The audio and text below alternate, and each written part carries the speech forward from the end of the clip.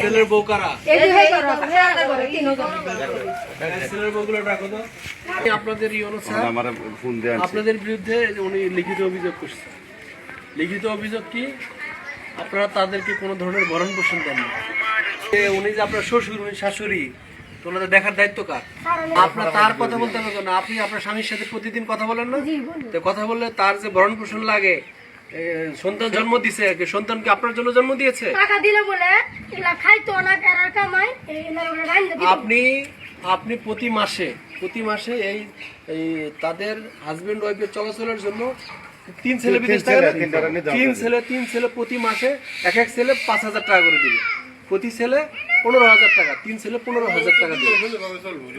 আমাদের কাছে উনি লিখিত অভিযোগ করছে, সে প্রেক্ষিতে আমরা সরেজমিনে আসছি। কারণ আপনি, সে যেহেতু বাবা মা, তার দেখার দায়িত্ব আপনাদের। আর যদি এর দায়িত্ব সঠিকভাবে পালন না করেন, তাহলে আমাদের ভরণ পোষণ আইন আছে, আইন অনুযায়ী আমরা যে জরিমানা, যে ব্যবস্থা আছে সেটাই হবে। আর আপনারা যদি বলেন যে না স্যার, আমরা যা হয়েছে আগে ভুল হয়েছে, এখন থেকে আমরা তাদের যে ভরণ পোষণের দায়িত্ব স্যার, তার আর এখানে লোকজন কি আছে? আমি দুইবার স্যার বাড়ি করে লোকজন লইয়া তাদের ওয়ার্ডের মেম্বার, আপনার দায়িত্ব হলো এটা দেখাশোনার দায়িত্ব।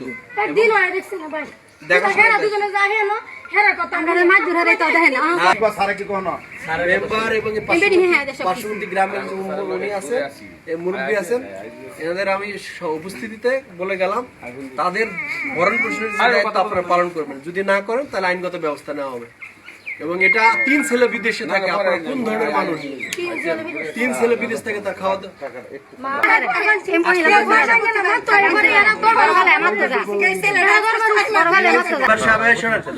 চেয়ারম্যান সাহেব আছে এখানে, চেয়ারম্যান সাহেব তার এখানে আসতে পারবেন এত দূর থেকে। মেম্বারের দায়িত্ব হলো মেম্বারের কাছে এটা দিবেন, মেম্বার তার আর কোনো কাজ যাতন করে, আর কোনো ঝগড়াঝাটি হলে আমি আইনগত ব্যবস্থা বলে যাচ্ছি। তারা হলো আপনার ছেলের বউ, মানে কি মেয়ের মতো, তাদেরও মেয়ের মতো করে দেখে রাখতে।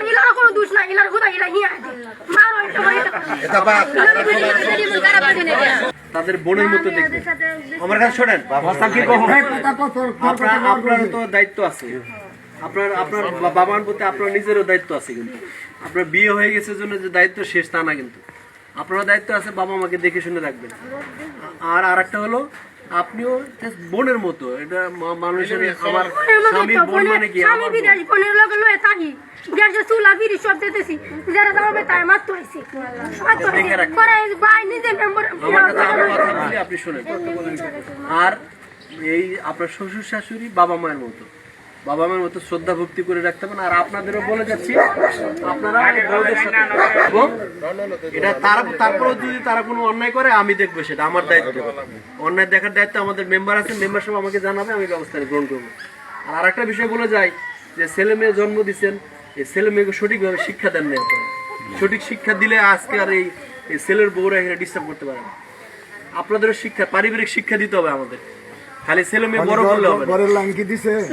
আর শোনেন, আরেকটা বিষয়, আপনি বিদ্যুতের লাইন কাটতে পারেন? বিদ্যুতের লাইন আমার কাছে না, কালকে দিন আগের দিন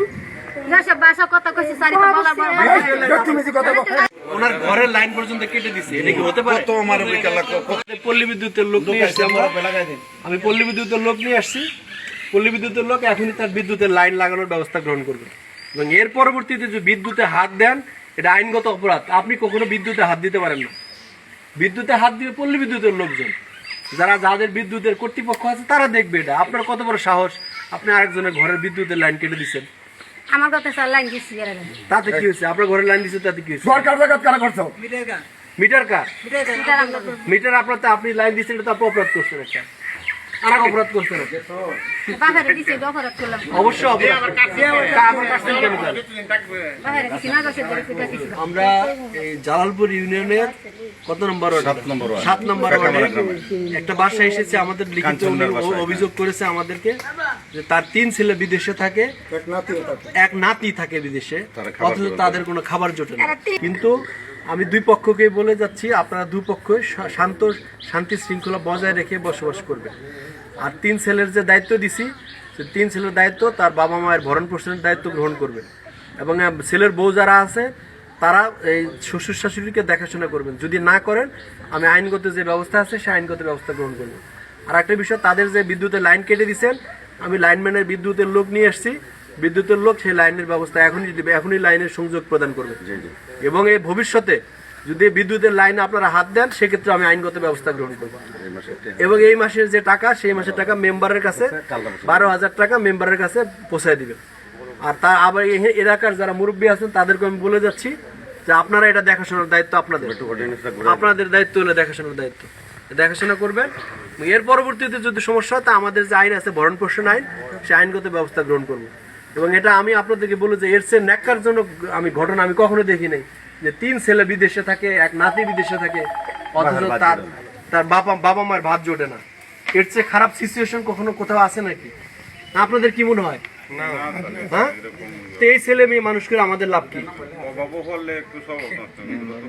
আর আপনাদেরকে বলবো এই বউদেরকে নিজের মেয়ের মতো মানুষ করে দেখবে, ঠিক আছে?